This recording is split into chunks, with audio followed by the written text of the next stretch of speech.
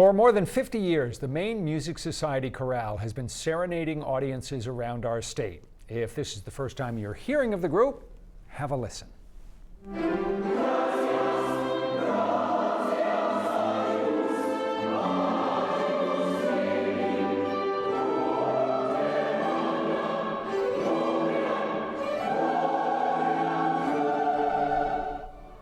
Just beautiful. So next weekend, March 8th and 9th, the singers will be bringing their talents to the Franco Center in Lewiston for their Out of the Ashes Music Born of Tragedy concert. We spoke with the group's artistic director, Rick Nickerson, about the show and first asked, what makes this group so special?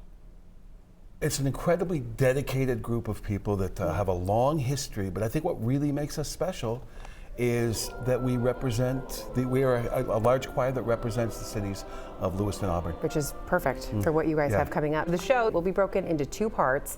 First half of the program will be dedicated to Donald McCullough's Holocaust Cantata. Can you tell us a little bit about those pieces of music? Yes, it's a 13-movement work scored for soloist choir, piano, and solo cello.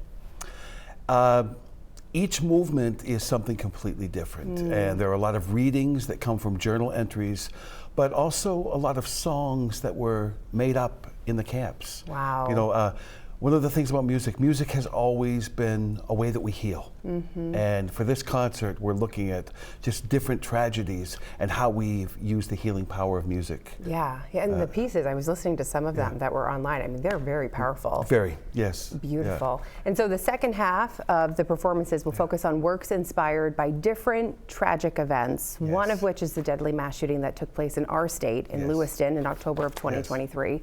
Why was it so important for you to include that in this concert? Following the events of October 25th, I knew it was important for us to respond artistically. Yeah. I didn't know exactly what that would look like, but I knew it was important for us to give back. And you know, so often when there's a tragedy, they might have a statue or a plaque that commemorates honors the victims. Our gift is a little different in giving back. We've commissioned a piece that actually honors all the victims of the October 25th tragedy. And for our text, we're using Charles Dickens, of all people, "These things shall never die." Wow. And it speaks to that even in the face of tragedy, there are things that will still live on. Absolutely. And I know too, I read that there will be interpreters at the show. Are there any other surprises for people? I don't know if surprise is the best word. Every piece, particularly in the second half, represents some other tragedy, whether or natural disaster, human tragedy.